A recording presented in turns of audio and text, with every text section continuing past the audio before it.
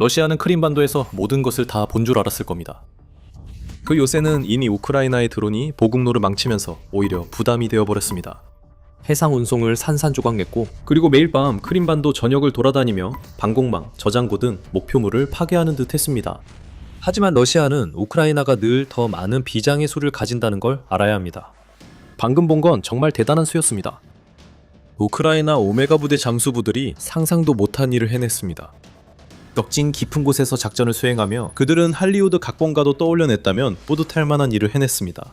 즉, 크림반도 전투가 격화됐음을 러시아에 알린다는 의미입니다. 우크라이나는 이제 멀리서만 공격하지 않습니다. 이제 우크라이나가 그 반도로 사람을 보낼 수 있습니다. 기본적인 것부터 시작하겠습니다. 7월 17일 우크라이나가 크림반도의 사키 공군기지를 또 한 번 공격했다는 소식이 전해졌습니다.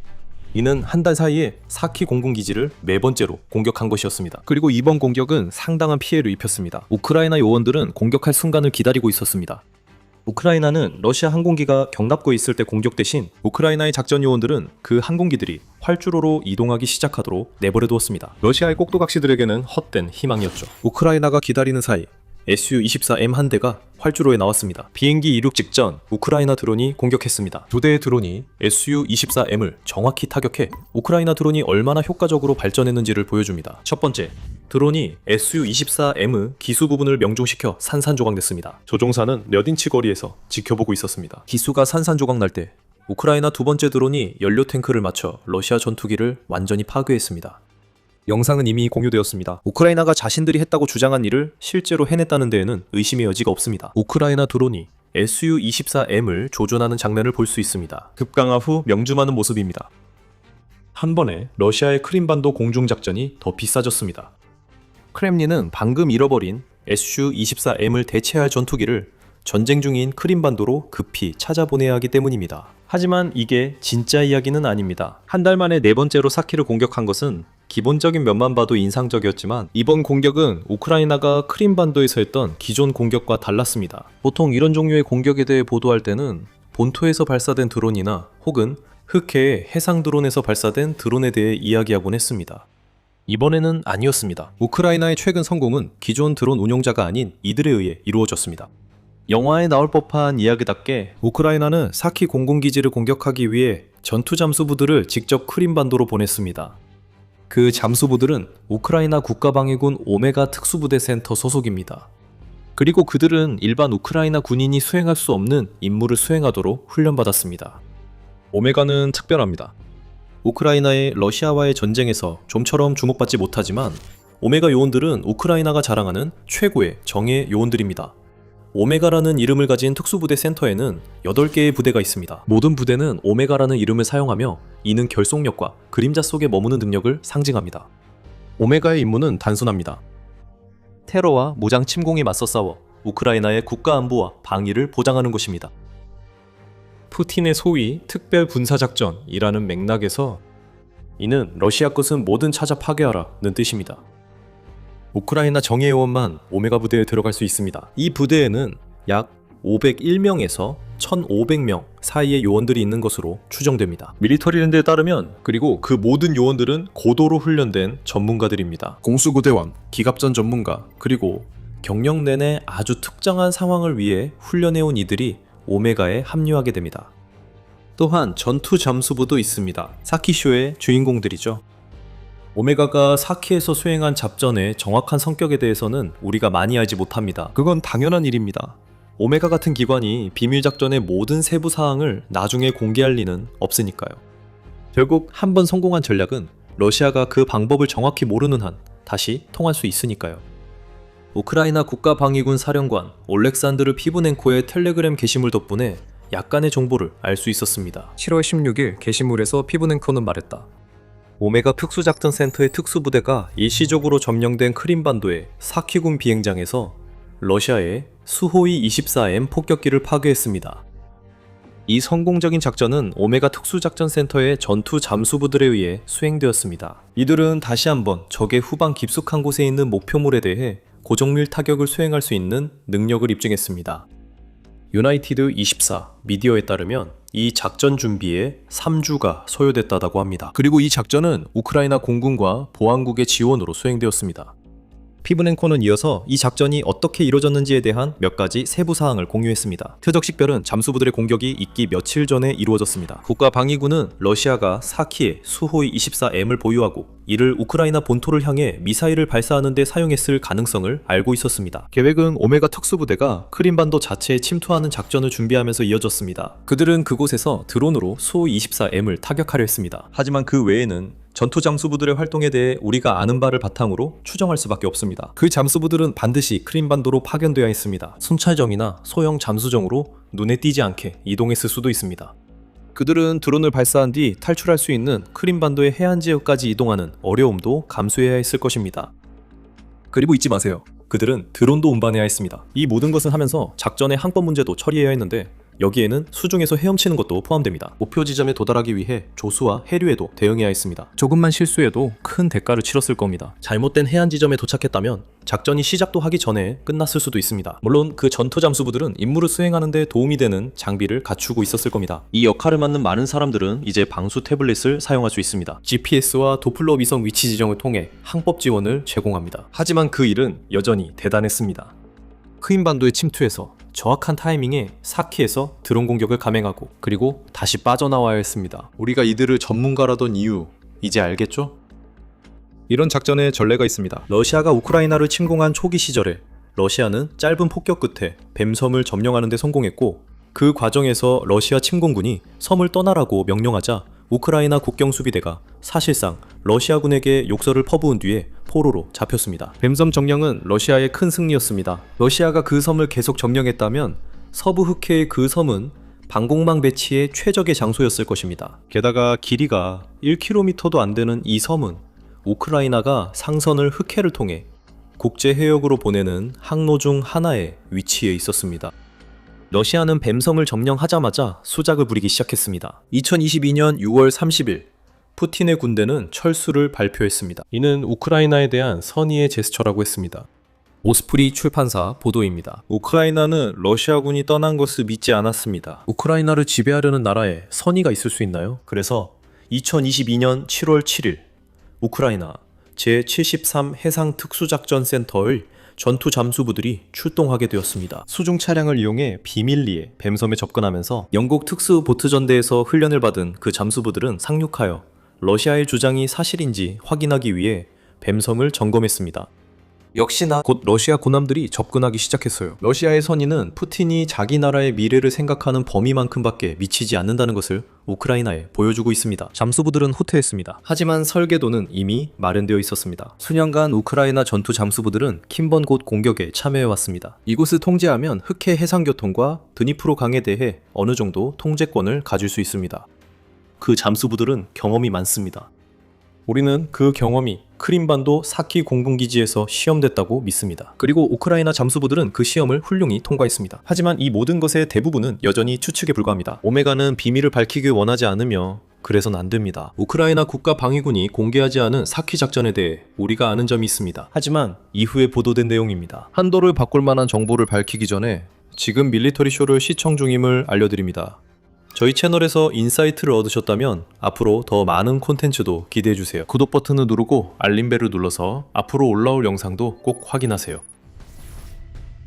우크라이나 전투 잠수부들과 임무의 구체적 내용은 비밀일 수 있지만 그들이 러시아 Su-24M을 파괴한 드론들은 그렇지 않습니다. 잠수부들은 크림반도를 고립시키기 위해 우크라이나가 펼치고 있는 보급로 차단 작전에서 중요한 역할을 하고 있는 유명한 AI 기반 호넷 드론을 사용했습니다. 하지만 이것들은 우리가 아는 호넷 드론이 아니었어요. 7월 17일 러시아의 사키 참사에 대한 후속 보도에서 유나이티드 24 미디어는 우크라이나의 놀라운 전투 잠수 임무가 호넷 드론의 업그레이드 버전을 시험하는 데에도 사용되었다고 밝혔습니다. 이 버전은 정령지 우크라이나에서 효과적이었던 AI 유도 시스템을 그대로 유지합니다. 오메가의 기술 전문가들에 의해 업그레이드되어 기존 호넷보다 훨씬 더 멀리 날아갈 수 있는 고정익 변형으로 바뀌었습니다. 이것은 우크라이나에게 엄청난 일입니다. 이 새로운 버전의 호넷은 10,000에서 11,000달러 사이의 가격으로 알려져 있습니다. 우크라이나는 러시아가 크림반도의 항공 전력을 훨씬 더 뒤로 물러나게 만들 수 있습니다. 이렇게 되면 크림반도에서 미사일과 활공 폭탄을 발사하는 데 있어 효과가 제한됩니다. 이것은 러시아에게도 무서운 비용 부담을 안겨줍니다. Su-24M 한 대의 가격은 러시아에게 약 2,500만 달러에 달합니다. 우크라이나는 이 중 한 대를 합산 약 2만 달러에 불과한 드론으로 격추시켰습니다. 이는 엄청난 투자 수익률입니다. 이제 우크라이나가 전투 잠수부를 크림반도로 보내는 혁신적 방법과 새 호넷을 개발했다. 러시아는 이제 수백만 달러짜리 골칫거리를 떠안았다는 걸 압니다. 다음에는 Su-24M이 아니라면 어떨까요? 만약 우크라이나가 업그레이드된 호넷을 사용해서 8,500만 달러짜리 Su-35를 격추시킨다면요. 이제 그건 매우 현실적인 가능성입니다. 이로 인해 러시아가 공군력을 크림반도로 더 깊이 끌어들일 것입니다. 그리고 아예 반도에서 철수시킬 수도 있습니다. 푸틴의 크림반도 참사는 계속되고 있습니다. 이것이 오메가의 놀라운 작전이 우리에게 주는 메시지입니다. 우크라이나는 거의 확실히 재앙으로 끝날 대규모 상륙 작전을 감행하지 않고도 병사들을 크림반도로 보내는 방법을 찾아냈습니다. 우크라이나는 그런 공격에 필요한 자원이 없습니다. 우크라이나 해군은 변변찮지만 실제로 전함을 보유하고 있지 않습니다. 대부분이 순찰전과 기뢰전 한정이기 때문에 전통적인 상륙 공격은 불가능합니다. 우크라이나가 큰 병력을 갖추면 크림반도 해방이 가능할 수 있지만 그 병력을 반도로 이동시키는 것은 늘 어려울 것입니다. 크림반도 해변 강제 상륙 시도도 매우 뻔한 공격입니다. 러시아의 방어가 총동원될 것입니다. 또한 우크라이나는 그런 공격을 위해 너무 많은 사상자를 감수해야 합니다. 설령 전면 공격에 필요한 상륙함을 갖추고 있다고 해도 말이죠. 이 사실들은 러시아의 공황을 막지 못했습니다. 6월 17일 보도에서 키이우 인디펜던트는 러시아가 크림반도에서 우크라이나의 상륙 가능성에 대비해 해안 방어를 강화하려 하고 있다고 밝혔습니다. 그럴 때면 한 나라가 얼마나 두려워하고 있는지 알 수 있습니다. 실제로 일어날 가능성이 거의 없는 침공에 대비하는 것은 크림반도 문제에서 러시아 지휘부가 머리 잘린 닭처럼 우왕좌왕하고 있음을 보여줍니다. 방금 오메가 전투 잠수부들과 본 장면은 우크라이나가 러시아에 반복해온 행동을 다시 하고 있음을 보여줍니다. 모든 예상을 완전히 뒤엎고 있습니다. 러시아는 우크라이나의 상륙은 예상했지만 새 호넷 드론으로 무장한 소규모 잠수부 팀이 크림반도에 침투할 줄은 몰랐습니다. 이미 심각하게 손상된 비행장에 Su-24M을 파괴하는 공격을 가한 뒤 다시 빠져나왔습니다. 방금 본 것은 푸틴의 크림반도 위기 악화입니다. 우크라이나가 러시아에게 보여준 것은 러시아가 아무리 방어선을 구축하려 해도 비대칭 전쟁의 세계적인 전문가가 된 나라를 막을 수 없다는 사실입니다. 이것은 크림반도 역침공이 아니었습니다. 이것은 정밀작전이었습니다. 그리고 푸틴이 크림반도에 대한 지배력을 잃어가면서 우크라이나가 이런 종류의 작전을 더 많이 수행하는 모습을 보게 될 것입니다. 러시아는 크림반도에서 요란하게 퇴장하지는 않을 것입니다. 러시아는 조용히 사라질 것입니다. 우리가 크림반도를 더 넓은 시각으로 바라본다면 그 사실을 알 수 있습니다. 오메가의 작전이 인상적이긴 했지만 그것은 이미 만신창이가 된 러시아 점령군에게 또 한 번의 강펀치에 불과했습니다. 사키만 봐도 그 사실을 알 수 있습니다. 러시아의 공군력은 이미 전투기와 폭격기를 비행장 이륙 외에는 거의 사용할 수 없을 정도로 약화되었습니다. 미사일과 폭탄 발사를 위해 비행장 근처를 맴돌고 있습니다. 그리고 다시 착륙합니다. 러시아가 점령한 영토를 넘어 출격하는 경우는 거의 없습니다.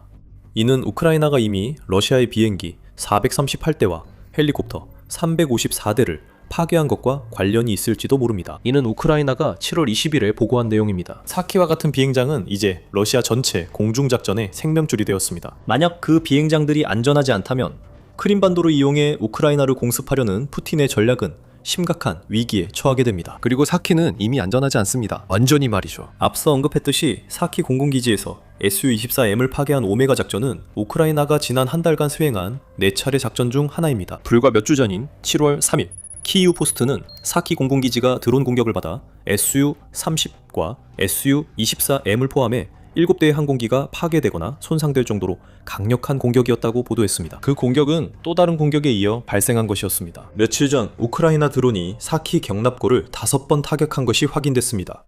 그 드론 공격 중 하나는 러시아가 Su-30SM을 보관하던 경납고에서 화재를 일으켰습니다. 러시아가 아직 도 경고를 못 알아들었다면 이 영상을 보는 러시아 봇들에게도 분명히 알리겠습니다. 사키 공군기지는 더 이상 안전하지 않습니다. 크림반도의 다른 지역들도 마찬가지라고 할 수 있습니다. 우리는 그 반도 상황을 푸틴에게는 재앙이라 했습니다. 그리고 우리는 그 단어를 가볍게 사용하지 않습니다. 오메가의 전투 잠수부들은 작전을 완료했고 크림반도는 우크라이나의 대규모 작전으로 고립되었습니다. 이 작전은 본토의 주요 보급로를 차단했고 지금 이 순간에도 아조프해에서 보급선과 연료선을 파괴하고 있습니다. 이러한 공격의 결과로 반도는 심각한 에너지 위기에 처해 있습니다. 점령군이 연료가 남아있는 주유소를 찾을 수 있다 해도 주유소의 연료는 거의 바닥나고 있습니다. 크림반도의 순환정전이 발생 중입니다. 우크라이나가 변전소와 열발전소를 공격하고 있기 때문입니다. 7월 16일까지 10일 동안 우크라이나는 연료 유조선 147대를 공격했습니다. 이들은 아조프해를 통해 크림반도로 휘발유와 디젤을 보내려 했습니다. 우크라이나의 작전은 6월에 러시아를 상대로 7028회의 중거리 타격을 성공적으로 가할 정도로 확장되고 있습니다. 이 수치는 전달의 3800회 성공적인 타격의 거의 2배에 달합니다. 이는 감소가 아니라 오히려 격화되고 있음을 보여줍니다. 오메가 전투 잠수부들의 행동은 중간 타격이라 할 수 있습니다. 비록 우리가 이전에 본 적 없는 방식으로 수행된 것이긴 하지만 말이죠. 하지만 오메가의 작전이 우리에게 보여주는 또 다른 점은 러시아가 크림반도를 둘러싼 해역에 대한 통제권을 잃었다는 것입니다. 특히 흑해는 러시아가 우크라이나 본토를 공격하는 데 사용할 수 있었던 자산에서 이제는 우크라이나가 우리가 방금 본 전투 잠수부 임무와 같은 작전을 수행할 수 있는 경로로 바뀌어 러시아에게는 부담이 되고 있습니다. 우크라이나 대통령 볼로디미르 젤렌스키도 7월 5일 같은 말을 했습니다. 그는 러시아가 흑해를 잃었다고 선언했습니다. 그것에 대해 반박하기는 어렵습니다. 우크라이나는 해군도 없다는 걸 기억하세요. 우크라이나는 해군이 없지만 흑해 함대의 군함을 체계적으로 파괴해 러시아 함대의 남은 전력이 이제 우크라이나의 드론과 미사일로부터 가능한 한 멀리 떨어진 곳에 숨고 있을 정도가 됐습니다. 우크라이나는 주요 전투함을 상대로 33차례 공격을 감행했습니다. 러시아 상륙함에 대해 34차례, 그리고 지원함에 대해 23차례 공격을 가했습니다. 그 흑해 작전으로 인해 크림반도 주변 해역은 러시아 정령군에게 우크라이나 수비대보다 더 위험한 곳이 되었습니다. 이제 우크라이나가 전투 장수부를 크림반도에 직접 보낼 수 있게 됐습니다. 흑해가 자산에서 부담으로 변한 이 변화는 크림반도 자체에도 해당됩니다. 우크라이나에 대한 러시아의 제국주의적 야망의 핵심은 상징이어야 했습니다. 러시아는 2014년 크림반도를 거의 저항 없이 점령했습니다. 푸틴은 이를 우크라이나 압박 수단으로 활용해왔습니다. 그리고 그는 크림반도를 러시아 부유층이 꼭 가야 할 곳으로 홍보하고 있습니다. 이제 그곳은 연료와 전기 없이 식량도 부족한 전쟁터가 되었습니다. 공군기지에서 전투기가 불타고 있습니다. 크림반도 점령자 중 다수는 오메가의 업적을 모를 수 있습니다. 적어도 한참이 지난 후가 되어서야 알게 될 것입니다. 러시아는 이 놀라운 전투 잠수 작전을 국민들에게 숨기려 할 것입니다. 일어난 일을 숨겨도 달라질 것은 없습니다. 우크라이나는 이미 크림반도를 고립시키고 있습니다. 우크라이나가 새로운 공격 수단을 얻으면서 크림반도의 공격력은 약해졌습니다. 우크라이나 오메가 잠수부들이 크림반도에서 상상도 못할 일을 해냈습니다. 12월 17일 아침 2024년 이고르 키릴로프 중장은 모스크바 남동부의 랴잔스키 대로에 있는 아파트 단지에서 걸어 나왔다. 크렘린에서 대략 7km 떨어진 곳이었다. 그는 러시아의 방사능, 화학, 생물학 방위군의 수장이었다. 러시아군 전체에서 가장 고위급 장교 중 한 명으로 나라에서 가장 잘 보호받는 수도의 중심에 서 있었다. 입구 근처에 전동 스쿠터가 있었다. 키릴로프와 그의 보좌관이 옆을 지나갈 때 스쿠터가 폭발했다. 러시아 국영 언론은 나중에 그 장치에 TNT 300g 상당의 폭발물이 실려 있었다고 추정했다. 길 건너 건물 창문이 산산조각 날 정도였다. 두 남자는 즉사했다. 몇 시간 만에 우크라이나 보안국 SBU 내부의 한 소식통이 여러 서방 언론에 이것이 자신들의 작전임을 확인해줬다. 이 작전은 우크라이나 검찰이 키릴로프를 금지된 화학무기 사용을 감독한 혐의로 공식 기소한 지 하루 만에 실행됐다. 이게 실제로 무엇을 의미하는지 한번 생각해보세요. 러시아는 수년간 자국 본토는 절대 침범될 수 없다고 자국민과 세계에 강조해왔습니다. 우크라이나 전쟁은 멀리 떨어진 다른 나라 땅에서 벌어지는 일이고 러시아는 완전히 통제하고 있으며 승리하고 있다고 했죠. 그런데도 러시아의 최고 장군 중 한 명이 붉은 광장에서 몇 분 거리밖에 안 되는 곳에서 스쿠터에 설치된 폭탄에 의해 사망했습니다. 이것을 살인이라고 부르든 암살이라고 부르든 이 사건은 10년이 넘는 시간 동안 조용히 그리고 인내심 있게 쌓아 올려진 무언가의 눈에 보이는 빙산의 일각이었습니다. 우크라이나 정보기관이 2014년에는 무너지고 침투당한 반쯤 붕괴된 조직에서 어떻게 지구상에서 가장 두려운 비밀 공작 조직 중 하나로 성장했는지, 그리고 그 과정에서 CIA가 어떤 역할을 했는지 함께 살펴보겠습니다. 여기까지 온 과정을 이해하려면 2014년을 돌아봐야 합니다. 러시아가 크림반도를 점령하고 돈바스 전쟁을 촉발한 시기입니다. 우크라이나 보안기관은 단순히 약한 게 아니라 내부 깊숙이 이미 침투당해 있었습니다.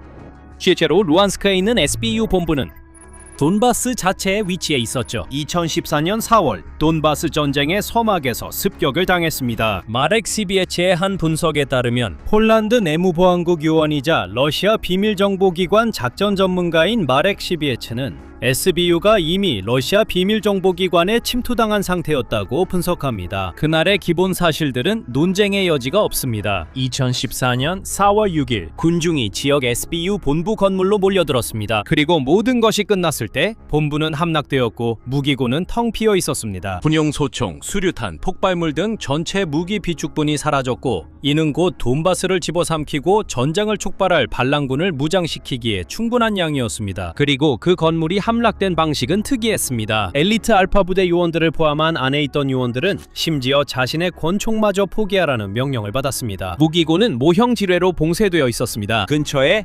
12,000명의 병력이 있었지만 지원군을 보내지 않았습니다. 그리고 전날 밤에 체포되었던 구금자들은 다시 군중 속으로 풀려났습니다. 그들은 즉시 공격을 주도하는데 도움을 주었습니다. 하나씩 따로 보면 이들 각각은 단순한 공황이나 무능력으로 치부될 수도 있습니다. 종합하면 그 폴란드 분석가는 건물이 내부에서 열렸다고 주장했습니다. 그의 주장은 러시아가 개별 장교들을 포섭할 필요 없이 그들을 통제하는 현지 정치인들에게 기대면 된다는 것입니다. 지역당의 후원자들은 그들의 인맥을 경찰과 행정기관에까지 뻗치고 있었습니다. 그리고 보안기관 자체에도 말이죠. 하지만 이것조차도 사실 우연이었습니다. 그 당시 SBU가 얼마나 약했는지를 보여주는 뒷받침하는 증거는 혁명 이후 SBU를 맡게 된 남자의 증언이었습니다. 발렌틴 날리바이첸코. 그는 자신이 물려받은 기관이 텅 비어 있었고 이전 지도부는 러시아나 크림반도로 도망쳤다고 말했습니다. 작전 파일도 남아있지 않았고 무기도 남겨진 것이 없었습니다. 그는 그 기관이 러시아 FSB에 심하게 침투당했다고 묘사했으며 자신이 실제로 우크라이나 내에서 FSB 요원들을 체포하기 시작한 첫 번째 SBU 국장이라고 주장했습니다. 그 어느 것도 루한스크에서 무슨 일이 있었는지를 증명하지는 못합니다. 하지만 그것은 그런 일이 일어나기 좋은 환경이었다는 것을 말해줍니다. 그 기관을 운영했던 사람이 러시아 요원들로 썩어 있었다고 말할 때 그 기관의 전초기지가 잃어버린 것이 아니라 넘겨진 것인지에 대한 질문은 더 이상 음모론이 아니고 합리적으로 물어볼 수 있는 일이 됩니다. 우크라이나는 그런 폐허 속에서 출발했습니다. 그 나라는 러시아 영향권에 재편입될 수도 있었죠. KGB 후계자들이 모든 것을 주도했으니까요. 혹은 그 잔해 위에서 진정으로 민주적이고 서방 지향적인 정보기관들을 구축하려 했을 수도 있습니다. 키이우는 두 번째 길을 선택했습니다. 그 재건의 중심 인물이 된 사람은 발레리 콘드라튜크였는데 그는 처음에는 SBU에서 일했고 나중에는 HUR의 수장이 되었습니다. 우크라이나의 군사정보기관입니다. 2015년에 워싱턴 포스트와 뉴욕타임스의 조사에 따르면 CIA는 새로운 특수 SBU 부대인 제5국의 창설을 지원했는데 이 부대는 방첩과 특수작전을 결합한 조직이었습니다. 그 부대는 점령지 내 요원 네트워크를 구축하고 감시 활동을 수행했으며 우크라이나가 러시아 대리군에 맞서 벌인 초기 비밀 작전들을 실행하기 시작했습니다. 하지만 이는 당연하지 않았고 미국인들은 충분한 이유로 매우 경계했습니다. 그들은 우크라이나 정보기관이 러시아의 첩자들로 가득 차 있다는 것을 알고 있었고 자신들이 공유하는 모든 정보가 며칠 안에 모스크바의 책상 위에 올라갈까봐 걱정했습니다. 콘드라투크는 우연에 맡기지 않고 극비 러시아 군사문서 한 뭉치치를 건넸습니다. 사실상 선물처럼 우크라이나가 얻을 만한 가치가 있는 접근 권한을 가지고 있고 그것을 지킬 수 있는 규율이 있다는 것을 증명하기 위해서였습니다. 전 CIA 작전 요원 에드 보긴. 전 CIA 요원 에드 보긴은 포브스 기자 데이비드 키리아첸코와의 인터뷰에서 당시 우크라이나인들의 사고방식이 9.11 테러 후 미국인들과 비슷했다고 말했습니다. 하지만 우크라이나 장교들은 미국인들이 마음을 열기 전에 수십 년간의 소련 시절 불신을 극복해야 했습니다. 한쪽이 꾸준히 정확한 정보를 제공하고 비밀을 지키면 상대도 점점 더 많은 정보를 공유하게 됩니다. 그래서 수년간 우크라이나인들은 정보를 제공해왔습니다. 여기서 이 이야기의 중요한 부분이 있습니다. 우크라이나는 그저 미국의 도움만 받는 처지가 아니었습니다. 우크라이나인 다수가 러시아어를 모국어로 사용하며 두 언어는 밀접하게 연관되어 있습니다. 많은 이들이 가족, 친구, 그리고 싸우고 있는 나라의 깊은 문화적 이해를 지닙니다. 우크라이나는 서방 정보기관이 할 수 없는 방식으로 러시아를 이해하고 있었습니다. 이로 인해 우크라이나가 CIA에 정보를 제공할 수 있었고 CIA는 러시아 군대와 의사결정 과정에 대한 깊은 통찰을 얻었습니다. 주목할 만한 공헌으로는 도청된 자료가 있습니다. 이 자료들은 2014년 말레이시아 항공 17편의 우크라이나 동부 격추 사건에 러시아가 관여했음을 밝히고 2016년 미국 선거 개입 러시아 요원 추적에도 활용되었습니다. 대선에 개입한 러시아 요원들을 추적하는 데에도 사용되었습니다. 그래서 2022년 전면 침공 직전에는 협력이 약 12곳에 이르는 비밀 전진 기지로 확대된 것으로 알려졌습니다. 이 기지들은 러시아와의 국경을 따라 우크라이나에 설치되었고 CIA의 지원으로 건설되고 장비가 갖추어졌습니다. 이곳에서 우크라이나 장교들은 러시아군의 이동을 추적하며 자체 네트워크를 운영했습니다. 한 보고에 따르면 우크라이나인들은 CIA 키우 지부가 처리할 수 있는 것보다 더 많은 러시아 관련 정보를 미국에 제공하고 있었습니다. 두 기관은 또한 세계 다른 지역에서도 공동작전을 수행하기 시작했는데 정보 분야에서 이는 최고의 신뢰를 의미합니다. 이 시기를 거치면서 소련 시절 우크라이나의 과거와 완전히 단절되고 독립된 우크라이나에서 태어난 사람들로만 이루어진 새로운 세대의 요원들이 등장하게 되었습니다. 그중 단연 가장 중요한 인물은 키릴로 부다노프였습니다. 뉴욕타임즈는 2024년 2월에 부다노프가 제2245부대에서 복무했다고 보도했습니다. 2015년 이후 CIA와 긴밀히 협력했던 정예 군사정보부대입니다. 이 부대는 러시아 군사장비 회수가 특기였습니다. 통신 장비와 우크라이나 및 미국 분석가들이 분해해 연구할 수 있는 기타 장비를 회수하는 것이었습니다. 부다노프는 이후 HUR의 수장이 되었고 그 시절 훈련받은 장교들은 현재 거의 모든 우크라이나 정보 및 보안기관의 최고위직을 맡고 있습니다. 그들은 지금부터 여러분께 소개할 작전들의 설계자가 되었습니다. 이 시스템의 한 가지 특징은 우크라이나가 서로 공개적으로 경쟁하는 두 개의 주요 기관을 운영한다는 점입니다. 해외에 주로 초점을 맞춘 군사정보국인 HUR와 SBU가 있습니다. 국내 보안기관입니다. 국내외 정보 및 비밀 작전 기관 간의 경쟁은 두 기관 모두를 더 나아지게 하고 성과를 내도록 압박합니다. 이런 구도를 받아들이든 아니든 이른바 경쟁 구도는 놀라운 작전 성과를 만들어냈습니다. 특히 경쟁이 가장 두드러진 곳이 바다입니다. 하지만 그 이야기를 하기 전에 우리가 곧 언급할 작전들의 모든 군사적 세부 사항을 보려면 밀리터리 쇼를 꼭 구독하시고 우크라이나 전쟁과 세계 지정학에 관한 모든 소식을 계속 받아보시기 바랍니다. 이제 러시아가 2022년에 침공했을 때 우크라이나는 해군이 사실상 전무했습니다. 우크라이나는 2014년 러시아의 크림반도 점령 때 대부분의 함대를 잃었고 전쟁 초기에 기암 호위함이 러시아에 넘어가는 것을 막기 위해 자침시켰습니다. 이론상으로는 러시아가 흑해를 장악하고 있었습니다. 러시아 함대는 우크라이나 항구를 봉쇄해 북아프리카에서 중동까지 사람들에게 식량을 공급하던 곡물 수출을 차단했고 우크라이나 도시들을 향해 순항미사일을 발사했습니다. 하지만 2022년 4월 순양함 모스크바가 흑해 함대 기함 모스크바 순양함이 화재로 침몰했습니다. 우크라이나가 자체 제작한 넵튠 대함 미사일 두 발로 이를 타격했습니다. 여기서 우크라이나군의 성공을 강조하는 것도 중요하지만 모스크바함의 위치를 처음 포착한 것은 미국 정보기관이었고 그 정보를 바탕으로 행동한 것은 우크라이나 정보기관이었습니다. 모스크바함은 1905년 러일 전쟁 이후 전투에서 잃은 첫 번째 러시아 기함이 되었습니다. 모스크바함을 잃은 후 러시아는 함정을 후퇴시키고 더 신중히 행동했습니다. 우크라이나는 새로운 문제에 직면했으며 해상 드론으로 이를 해결했습니다. 바로 이 지점에서 우크라이나의 임기응변이 진정으로 혁명적이 된 순간입니다. SBU는 시베이비 해상 드론을 개발했으며 처음엔 제트스키와 모터보트의 부품 그리고 시종 전자부품으로 제작됐습니다. 이 경쟁 구도에 맞춰 HUR는 러시아 항구 주로 크림반도를 겨냥한 작전을 계속하기 위해 마구라 드론을 개발했습니다. 이 기계들은 작고 빠르고 수면에 가까워서 발견하기 어려웠습니다. 그리고 폭약을 가득 실었으며 위성 연결을 통해 수백 킬로미터 떨어진 곳에서도 조종할 수 있었습니다. 사실상 두 개의 경쟁하는 우크라이나 기관이 각각 처음부터 무인함대를 구축한 셈이었습니다. 2024년 2월 마구라 V5 드론 무리가 크림반도 근처에서 미사일 초계함을 침몰시켰습니다. 2주 후 그들은 상륙함 체자르 쿠니코프를 침몰시켰고 3월에는 순찰함 세르게이 코토프를 침몰시켰습니다. 우크라이나가 약 6,500만 달러로 평가한 선박입니다. 그 비용의 극히 일부만 드는 드론에 의해 파괴되었습니다. 여러 서방 추정에 따르면 2024년 3월까지 우크라이나는 러시아 흑해 함대의 약 3분의 1을 침몰 또는 무력화시켰고 나머지 함대는 크림반도에서 수백 킬로미터 떨어진 동쪽의 노보로시스크로 옮길 수밖에 없었습니다. 그곳은 우크라이나 해운을 위협하거나 자신들이 지켜야 할 반도를 방어하기에는 너무 멀었습니다. 같은 작전과 반복된 SBU 작전으로 인해 케르치 대교도 큰 타격을 입었습니다.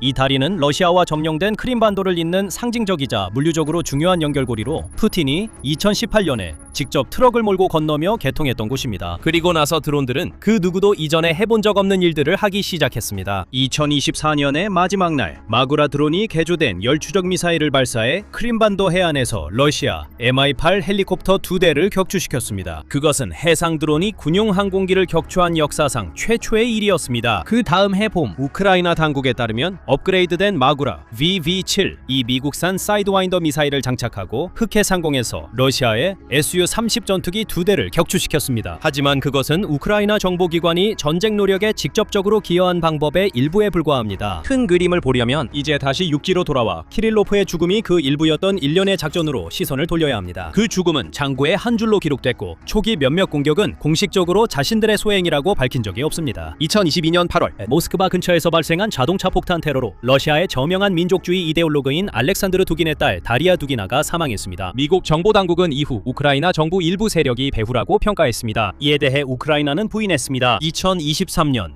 봄 상트페테르부르크의 한 카페에서 러시아 전쟁 블로거 블라즐렌 타타르스키가 조각상에 숨겨진 폭탄으로 사망했습니다. 러시아는 처음에 우크라이나를 비난했고 실제로 조각상을 전달한 러시아 정치운동가를 찾아냈습니다. 1년 후 우크라이나 자체 보도를 통해 밝혀진 바에 따르면 작전은 우크라이나 비밀정보기관이 완전히 기획했습니다. 그리고 그 러시아 활동가는 가장 쉽게 버릴 수 있는 조각으로 이용되었고 이는 러시아 정보기관의 영향력과 위신을 더욱 떨어뜨렸습니다. 이 사건은 또한 작전이 얼마나 무자비해졌는지를 보여주었으며 러시아 정부를 상대로 한 작전에서 러시아 국민들을 이용해 42명의 사상자가 발생했고 저명한 군사 전략가, 분석가, 그리고 푸틴과 가까운 인물들을 제거하려는 노력이 이루어졌습니다. 전쟁이 계속될수록 속도는 더 빨라졌습니다. 표적들은 지휘 계통에서 더 높은 위치로 올라갔습니다. 2025년 4월 모스크바 동쪽 발라시시카에서 차량 폭탄이 폭발했습니다.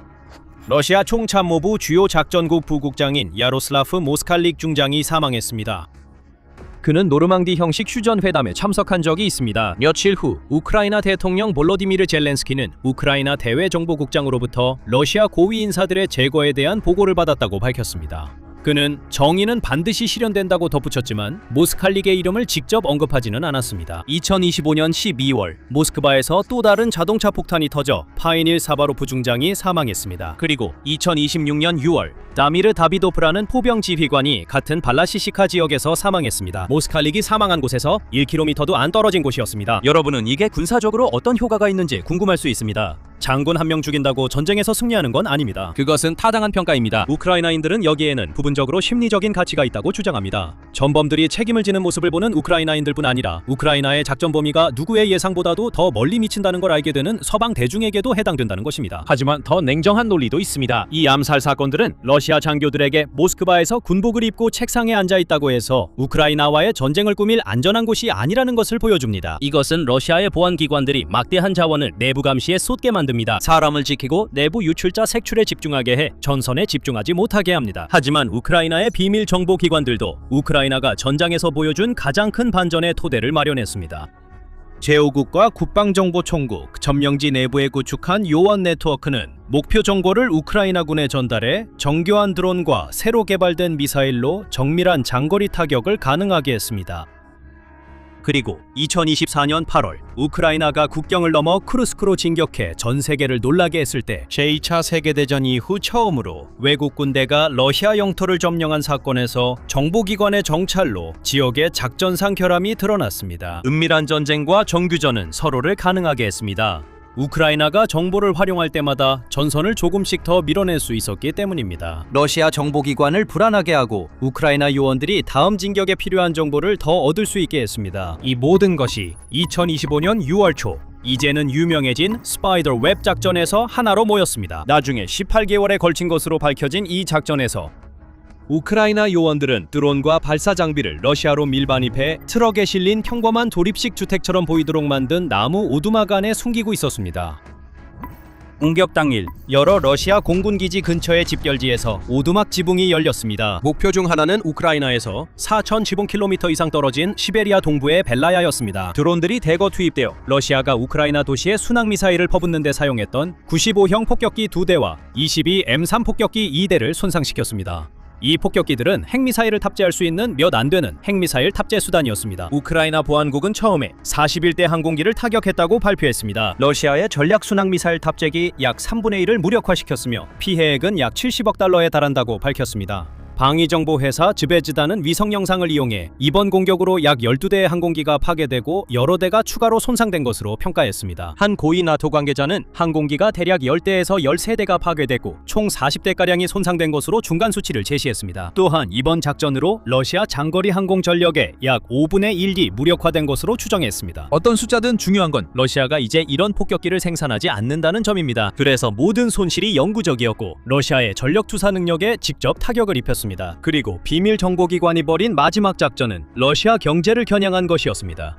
바로 여기서 CIA의 흔적이 다시 나타납니다. 뉴욕타임즈의 조사에 따르면 CIA 요원들과 미군 작전 계획자들이 우크라이나가 러시아 에너지 포문을 겨냥한 장거리 작전을 정교하게 다듬는 데 도움을 주었다고 합니다. 정유시설을 무작위로 공격하는 대신 계획은 교체하기 가장 어렵고 시간이 오래 걸리는 부품에 집중했다고 전해집니다. 그 보도에서 언급된 한 사례에서는 CIA 전문가가 특정 정유소 커플러를 지목했는데 이 부품이 파괴되면 해당 시설이 몇 주 동안 가동 중단될 수 있다고 했습니다. 같은 논리는 러시아의 그림자 선단에도 적용됐습니다. 이 선단은 모스크바가 제재를 받은 석유를 세계로 운송하고 전쟁 자금을 마련하는 데 사용하는 노후 유조선들입니다.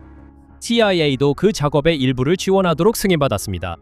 2014년에 무너진 첩보기관을 재건하는 지원으로 시작된 일이 10년이 지난 후에는 러시아 전쟁기계의 재정적 생명줄을 끊기 위한 공동작전으로 발전했습니다. 여기서 더 넓은 정치적 관점도 중요합니다. 2025년 2월 도널드 트럼프 대통령과 젤렌스키 대통령 사이에 공개적인 충돌이 있은 후 워싱턴은 키이우와의 정보 협력을 일시적으로 중단했습니다. 공개적으로는 이것이 CIA와 우크라이나 보안국의 협력의 끝처럼 보였습니다. 하지만 그 중단은 오래가지 않았습니다. 정보 공유는 2025년 3월에 재개되어 CIA와 우크라이나 정보기관들이 긴밀한 협력을 다시 시작할 수 있게 되었습니다. 이유는 간단합니다. 우크라이나가 CIA의 지원에 의존했던 만큼 CIA 역시 우크라이나 요원들이 러시아 깊숙이 침투해 있다는 점에서 이익을 얻었습니다. 우크라이나는 서방 정보기관들이 쉽게 따라오기 어려울 만큼 러시아를 잘 이해하고 있습니다. 이로 인해 우크라이나는 우크라이나와 러시아 영토뿐만 아니라 모스크바가 영향력을 행사하는 중동을 포함한 어디에서든 정보작전에서 중요한 파트너가 됩니다. 그렇다면 이것이 전쟁에 어떤 영향을 미치나요? 푸틴의 통치는 러시아가 우크라이나보다 강력하고 침공에서 반드시 승리하며 비밀 정보기관이 우크라이나의 침투에 균형을 무너뜨릴 수 있다는 주장에 근거합니다. 러시아의 지정학적 영향권에 맞춰 행동하는 것입니다. 모스크바는 불타게 됩니다. 이것이 우크라이나가 몇 달간 계속 경고한 내용입니다. 푸틴도 그 경고를 들었습니다. 그는 경고를 무시하려 했습니다. 하지만 블라디미르 젤렌스키가 연이어 2번의 충격적인 폭로를 했을 때 푸틴은 종말이 가까움을 알아야 합니다. 왜요? 우크라이나가 휘발유를 가져올 순 있지만 불을 붙이는 건 푸틴, 자기 사람들일 겁니다. 우크라이나는 전쟁을 완전히 끝내 역사적 기회를 얻었습니다. 푸틴은 자신의 측근들조차 평화를 바라는 마음으로 우크라이나와 뜻을 같이 하고 있다는 사실을 방금 전해 들었습니다.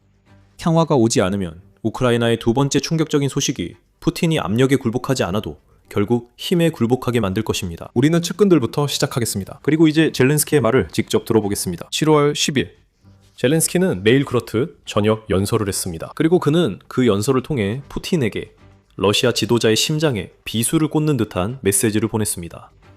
러시아 연료 위기가 심화됩니다. 이것은 푸틴이 전쟁을 끝내지 않는 것에 대한 정당한 대응입니다. 우리는 평화를 더 가깝게 가져올 수 있는 방안들을 제안해왔습니다. 젤렌스키가 말했습니다. 지금까지는 평범했지만 그 후 충격적인 폭로가 나왔습니다. 우리는 전 세계의 파트너들 뿐만 아니라 푸틴 측근들 사이에서도 평화의 지지가 있습니다. 그들은 그곳에서 무슨 일이 일어나고 있는지 그리고 평화 외에는 대안이 없다는 것을 이해하고 있습니다. 젤렌스키가 선언했습니다. 바로 그때 편집증에 걸린 푸틴은 주변에 배신자가 있음을 깨달았습니다. 그의 측근들 중에서도 142만 명이 넘는 사상자를 낸 이 미친 전쟁에 대한 그의 광적인 집착을 공유하지 않는 사람들이 있습니다.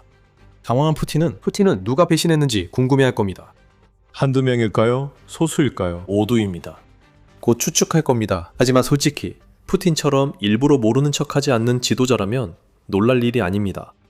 젤렌스키는 러시아의 연료 위기가 우크라이나의 의도적 조치로 러시아 국민이 지도자에게 등을 돌리게 하려는 목적임을 언급했습니다. 우크라이나의 장거리 타격이 이제 러시아의 중요한 모든 지역에 도달할 수 있습니다. 정유소들이 전국 곳곳에서 불타고 있습니다. 우크라이나의 공격 중 가장 주목할 만한 것은 시베리아 옴스크 정유소를 대상으로 한 2,500km 이상의 공격이었습니다. 그 시설은 원래 우크라이나 사정권 밖이었습니다. 근처도 아니었습니다. 이제 그 시설이 사정권에 들어오자 젤렌스키가 푸틴을 상어처럼 맴돈다고 주장하는 러시아 엘리트와 시민들 모두 불만을 갖고 변화를 원하게 됐습니다. 지금 이 순간에도 러시아의 83개 지역, 거의 모두가 다양한 정도의 연료 부족을 겪고 있습니다. CNN 보도에 따르면 많은 지역에서 주유소 앞에 줄이 몇 킬로미터씩 이어지고 있습니다. 러시아 내부에는 절박함이 있습니다. 그리고 그 절박함 때문에 푸틴이 밀려나기 전에 먼저 뛰어내릴 수도 있습니다. 말 그대로요. 푸틴이 측근들과 문제를 겪고 있다고 말한 건 젤렌스키만이 아닙니다. 7월 13일 메트로는 에스토니아 외무장관 마르구스 차크네르가 비슷한 말을 하고 있다고 보도했습니다. 올리가르이들 중에서도 푸틴의 전쟁을 의심하는 이들이 늘고 있습니다. 불과 1년 전만 해도 승리를 믿던 이들이 지금은 믿지 않습니다. 마르구스 차크네르는 이렇게 밝혔습니다. 그리고 푸틴에게 압박이 쏟아지고 있다는 이야기가 나올 때 마르구스 차크네르는 말을 아끼지 않았습니다. 언젠가 그가 가족과 창문 밖으로 뛰어내릴 수도 있습니다. 러시아에서는 종종 그런 일이 생깁니다. 러시아에서는 그런 일이 실제로 일어납니다. 대부분 푸틴의 명령으로 누군가 밀어 떨어지는 일이 많고 스스로 뛰어내리는 경우는 드뭅니다. 우크라이나와의 전쟁이 지상에서 교착 상태에 빠진 것을 지켜보면서 일부에서는 푸틴이 지금 얼마나 절박한 심리 상태에 있다고 보는지에 대해 약간의 통찰을 얻을 수 있습니다. 하지만 그 전쟁이 우크라이나가 이기고 있는 싸움으로 변해가고 있다는 점도 있습니다. 러시아 전역에 날아다니는 드론들은 푸틴에게 그가 항상 주장했던 것처럼 자신의 국민을 지키는데 실패했다는 사실을 끊임없이 상기시켜줍니다. 그 실패는 뼈아픕니다. 푸틴 같은 독재자도 국민과 측근들이 견딜 수 있는 한계가 있음을 알아야 합니다. 그 한계를 넘으면 결국 그들은 우크라이나와 함께 푸틴이 원치 않는 평화를 강제로 만들어낼 것입니다. 앞서 말했듯이 우크라이나는 이미 기름을 가져왔습니다. 정작 성냥을 켤 사람은 푸틴, 자기 편일 수도 있습니다. 하지만 젤렌스키는 푸틴 측근들을 언급했고 이는 푸틴과 가까우면서도 우크라이나를 지지하는 사람이 누구인지에 대한 온갖 추측이 난무하게 만들 수밖에 없습니다. 아마 그게 의도일 수 있습니다. 누군가 우크라이나를 지지한다는 애매한 언급만으로도 편집증적인 푸틴은 여러 생각을 하게 되죠. 그리고 최근에 쿠데타와 반란에 대한 이야기가 있었던 것을 기억하면서 러시아의 지도자가 늘 뒤를 경계하게 되는 것도 거의 불가피합니다. 불과 5월에만 해도 전 러시아 국방장관이자 현재 러시아 안전부장 이사회 의장인 세르게이 쇼이구에 대한 소문이 돌고 있었습니다. 어떤 종류의 쿠데타 음모에 연루되어 있다는 소문이었습니다. 쇼이구에게는 동기가 있습니다. 푸틴 밑에서 수년간 일한 뒤 쇼이구는 눈에 띄던 국방장관 자리에서 실질적 영향력을 거의 행사할 수 없는 자리로 밀려났습니다. 푸틴이 러시아군 실패 책임을 우리에게 떠넘기는 것처럼 보입니다. 또한 쇼이구는 이 일에 약간의 앙금을 품고 있을 수도 있습니다. 그가 푸틴에게 복수하려 평화를 원하는 측근 집단의 일원일 수도 있을까요? 아무도 모르고 젤렌스키도 말하지 않습니다. 이러한 소문들 외에도 전직 러시아 군인에 의해 푸틴에게 매우 실질적인 반란의 위협이 가해졌습니다. 6월 말 알렉산드르 루니는 인스타그램에 영상을 올려 러시아군이 병사들에게 무모하고 자살행위나 다름없는 명령을 내리고 있다고 비판했습니다.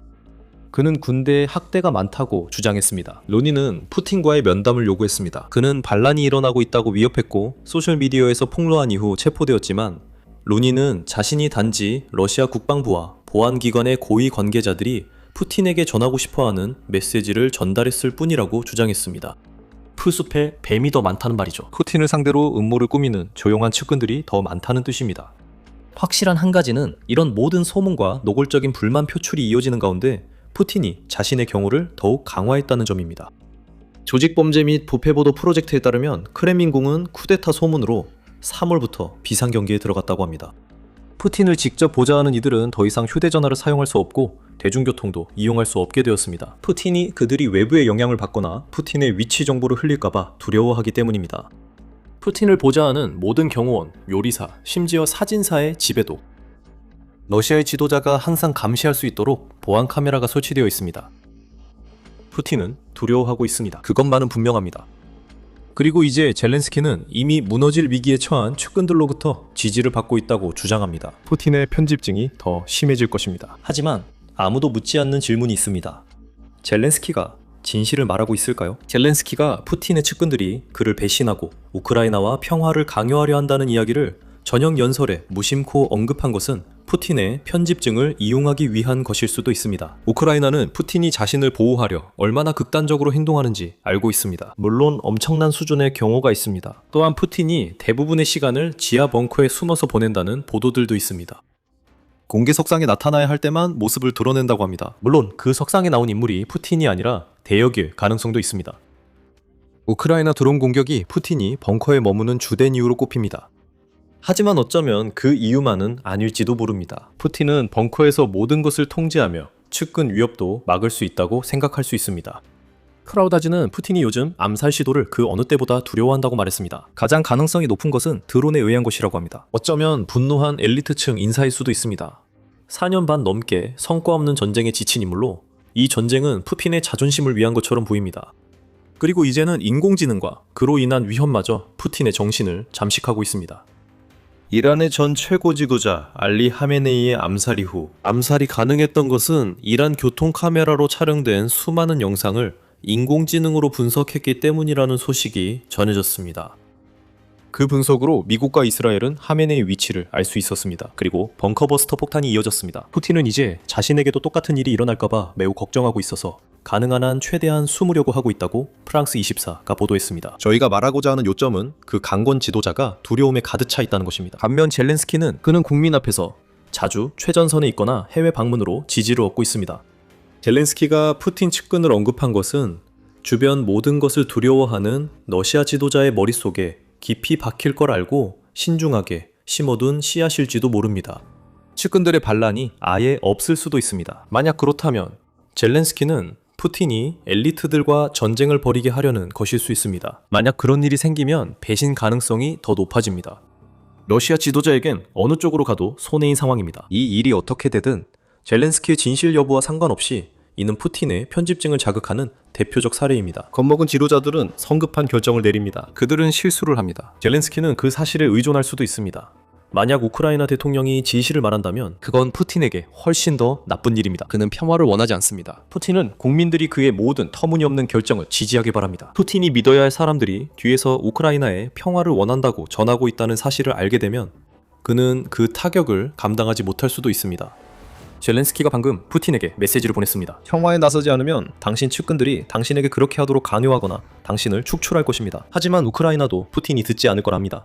그는 집착에 사로잡혀 있습니다. 자신이 시작한 전쟁에 너무 얽매여 있어 전쟁을 끝낼 수 없다고 느끼고 그렇지 않으면 젤렌스키가 그들 가운데 있다고 한 배신자들이 그림자에서 모습을 드러낼 것이라고 생각합니다. 좋아요. 우크라이나는 이렇게 말합니다. 내부 인사 폭로만으로 구독하다면 두 번째 폭로가 효과적일 수 있습니다.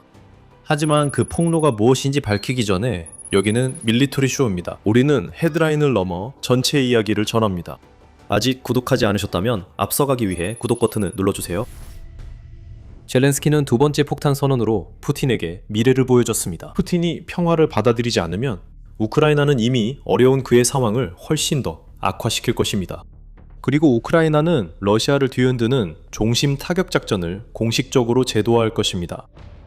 이건 언젠가 미래에 뭔가를 준비하겠다는 식의 상황이 아닙니다. 법령이 이미 서명되어 모든 것이 공식적입니다. 우크라이나는 새로운 종심 타격 사령부인 장거리 글로벌 타격 사령부를 창설하고 있습니다. 또는 LRGIC. 이 사령부는 우크라이나의 모든 장거리 능력을 통합할 것입니다. 목표는 푸틴이 시작한 전쟁을 더는 수행할 수 없을 정도로 러시아군의 역량을 약화시키는 것입니다. LRGIC는 아직 완전 가동되지 않았습니다. 젤렌스키는 이 조직의 지휘관을 찾아야 한다고 말하며 이 지휘관이 우크라이나군이 보유한 가장 강력하고 유능한 지도자 중 한 명이 될 것이라고 약속했습니다. 하지만 곧 올 것입니다. 곧입니다. 그리고 푸틴이 LRGIC가 가져올 결과를 피할 수 있는 유일한 방법은 결국 평화를 선언하는 것뿐입니다. 하지만 LRGIC가 정확히 어떤 역할을 하게 될까요? 젤렌스키가 조금 설명합니다. 이 사령부는 러시아의 전쟁 잠재력을 더욱 실질적으로 줄이기 위해 가용자원의 100%를 집중해야 합니다. 우크라이나 대통령은 이 방향의 지휘관이 강인하고 최대한 풍부한 경험을 갖춘 인물이 될 것이라고 밝혔습니다.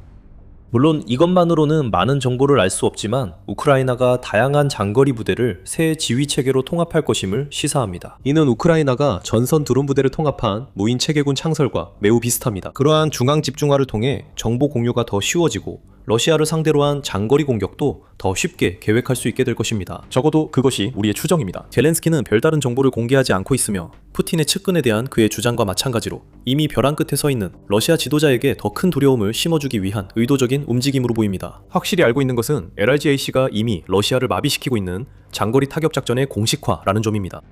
2026년 우크라이나는 러시아 후방 공격의 사거리와 범위, 피해 규모를 점차 확대했습니다. 러시아 본토와 점령지 모두에서 말이죠. 모든 것이 표적이 됩니다. 정유소, 석유 인프라, 군사기지, 탄약고까지 모두 표적이 되고 있습니다. 러시아군이 제대로 작동하려면 필요한 것들을 우크라이나가 타격 중입니다. 그리고 그 타격은 그 어느 때보다 더 강하고 빠릅니다. 유로마이단 프레스에 따르면 우크라이나는 2026년 상반기 동안 러시아를 상대로 한 장거리 타격 횟수를 1150% 증가시켰습니다. 작년 같은 기간과 비교했을 때 말이죠. 이러한 타격은 전선에서 500km에서 2000km 떨어진 곳에서 발생합니다. 그리고 때로는 그보다 더 깊숙한 곳에서도 발생합니다. 172개의 군사 또는 에너지 시설을 타격했습니다. 후자가 러시아에 특히 큰 피해를 주고 있습니다. 미국 언론 보도에 따르면 우크라이나의 정유 시설 공격으로 러시아의 휘발유 생산량이 65% 감소했습니다. 또한 앞서 말한 연료 위기는 장거리 작전의 결과로 생긴 것입니다. 우크라이나의 심층 타격 전략은 이미 치명적이었다는 점을 말하고자 합니다. 이제 젤렌스키의 새로운 법령으로 인해 우크라이나의 심층 타격 전략은 더욱 위험해질 것입니다. 그것은 러시아가 아직 보지 못한 수준으로 더 간소화되고 더 효율적이며 더 잔혹해질 것입니다. 푸틴이 젤렌스키의 평화 제안을 진지하게 받아들이지 않으면 그 장거리 작전은 러시아를 회복 불가능하게 만들 것입니다. 우크라이나 군대 내에서 장거리 타격이 제도화되고 있습니다. 전담 작전 부서가 신설되고 있습니다. 그리고 그것은 푸틴에게 매우 나쁜 소식입니다. 러시아 대통령에게 또 어떤 안 좋은 소식이 있는지 아시나요? 마치 그에게 그런 게 더 필요하기라도 한 것처럼요. 미국은 우크라이나의 심층 타격 전략이 효과적이라고 믿는 듯합니다. 여러분 중 일부는 젤렌스키가 푸틴 측근들이 등을 돌린다고 할 때 트럼프 행정부 인사를 말하는 것이라 생각할 수도 있겠네요. 미국의 우크라이나 전쟁 접근 방식에 큰 변화가 있었다는 점을 지적하고 싶습니다. 이제는 푸틴이 강제로 평화를 받아들이지 않는 한 평화가 어려워 보이며 우크라이나가 모든 지원을 받는 듯합니다. 미국 대통령 도널드 트럼프는 7월 앙카라 나토 정상회담에서 젤렌스키를 만나 우크라이나의 장거리 전략을 극찬했습니다. 그는 우크라이나의 접근을 확전이라 했지만 이것이 전쟁을 끝낼 수고드라고 했습니다. 트럼프는 정상회담에서 우크라이나의 패트리어트 방공 미사일 생산을 허가할 의사가 있다고 밝혔습니다. 우크라이나가 러시아의 탄도미사일과 순항미사일 공격에 대응할 수 있도록 자체 패트리어트 방공 미사일을 생산하게 하는 것입니다. 그것은 엄청난 일입니다. 이것은 기본적으로 미국이 우크라이나에게 장거리 타격 측면에서 계속해서 지금 하고 있는 일을 하도록 격려하는 것이며 동시에 러시아의 장거리 전략의 영향을 최소화하는데 한 걸음 더 다가갈 수 있도록 우크라이나를 돕는 것입니다. 푸틴은 이제 더 이상 어찌해야 할지 모릅니다. 그리고 푸틴을 한 번 더 자극하듯 우크라이나는 또 다른 소식을 발표했습니다. LRGAC에 더해 우크라이나는 기존 돌격군의 지휘 및 관리를 재구성할 예정이며 이 임무는 우크라이나 제8봉수 강습군단의 사령관인 드미트로 볼로신 준장이 맡게 됩니다. 드미트로 볼로신 준장은 이번 재구성을 감독할 새로운 대응군을 이끌 인물로 지목된 것으로 보입니다. 합동 신속 대응군으로 명명된 이 우크라이나 신설 부대는 기존 돌격 부대를 통합하게 됩니다. 드론과 포병 부대를 통합할 예정입니다. 전선 전역에 신속 배치되고 러시아가 제공 못하는 첨단 기술로 무장합니다. 이것은 우크라이나가 러시아 후방작전을 지원하기 위한 전선의 군사개혁입니다. 그리고 이것은 우크라이나 내에서 푸틴의 흔들리는 군대가 훨씬 더 큰 도전에 직면하게 된다는 것을 의미합니다. 러시아의 약점에 대한 신속한 대응은 영토 해방으로 이어지고 러시아의 공격이 시작되기도 전에 저지될 것입니다. 이 모든 걸 보면 무엇이 보이시나요? 푸틴 측근들은 지도자에게는 들리지 않게 평화를 외치고 있습니다. 또한 우크라이나는 평화를 위해 엘리트들과 협력할 의지가 있습니다. 우크라이나의 장거리 타격과 돌격 부대가 새 그룹 결성으로 더욱 강해지며 압박이 커지고 있습니다. 미국조차 푸틴에게 그만하라는 신호를 보내고 있습니다. 우크라이나가 이기고 있습니다. 러시아는 이 상황을 뒤집을 수 없습니다. 지금 물러서지 않으면 푸틴이 생각하는 것보다 더 빨리 끝이 올 것입니다. 푸틴 자신에 관해서는 그를 지도자로서 항상 특징지었던 편집증이 이제는 그의 가장 큰 적이 되었습니다. 전직 KGB 요원인 푸틴은 온갖 술수를 부리며 선택지가 점점 줄어드는 상황에 빠져들었습니다. 이제 그는 어떻게 할까요? 상황을 더 악화시킬까요? 그가 시작한 전쟁을 유럽으로 끌고 갈까요? 푸틴은 절박함에 그렇게 할 수도 있지만 이미 지친 러시아를 미국이 우크라이나를 지원하고 있고 나토의 유럽 회원국들이 전투를 준비하고 있는 시점에 나토와의 싸움으로 몰아넣는 꼴이 될 겁니다. 그건 좋은 생각이 아닙니다. 하지만 푸틴에게 다른 선택지가 있습니까? 그의 공포 전술은 이제 효과가 없습니다. 공포 측면에서는 오히려 우크라이나가 우위에 있습니다. 전장에서 우위를 점하고 있는 것과 마찬가지고요. 푸틴은 동원령 없이는 우크라이나 전쟁에 병력 추가 투입이 불가능합니다. 푸틴이 시작한 전쟁의 피해가 러시아 국민에게 돌아온다는 사실을 더는 숨길 수 없게 됐습니다. 그들은 주유소에서 고통을 느끼고 우크라이나 드론이 정유소나 공장을 타격해 연기가 피어오를 때마다 그 고통을 다시 느낍니다. 푸틴은 이제 정말로 두 가지 선택지만 남았다는 사실을 직시해야 합니다. 우크라이나 전쟁에서 평화에 합의하고 그 다음에는 자신을 지겨워하는 측근들과 문제를 해결하려고 시도하거나 아니면 계속해서 전투를 밀어붙이는 것입니다. 우크라이나가 점점 더 강해지고 있고 공격은 점점 더 깊숙이 들어오고 있다는 사실을 알면서도 말이죠. 또한 평화를 원하는 측근들은 곧 블라디미르 푸틴을 제거하는 것이 평화를 얻는 유일한 방법이라고 결심할 수 있습니다. 네가 자초한 일이야 푸틴. 우크라이나는 그저 네가 그 결과를 감당하게 만들고 있을 뿐이야. 그들 모두 멋진 여름 휴가를 떠났다. 우크라이나 점령 지역 깊숙한 곳에 있는 천국 같은 리조트에 숨어 있었지. 러시아 FSB는 햇살과 모래 그리고 음모를 즐겼지. 그들은 자신들이 똑똑하다고 생각했지. 우크라이나는 점령지에 FSB가 사용할 만한 더 논리적인 장소들이 많으니 리조트에서 러시아 군인들을 찾을 거라고는 절대 생각하지 못했을 거야. 하지만 FSB는 틀렸어. 100명의 FSB 요원들이 해변 리조트에 숨어 있었어. 하지만 그들의 휴가는 지옥에서 끝났어. 우크라이나가 그들을 발견했을 때 일어난 일은 잔인하고 효율적이었어. 장소는 헤르손이었어.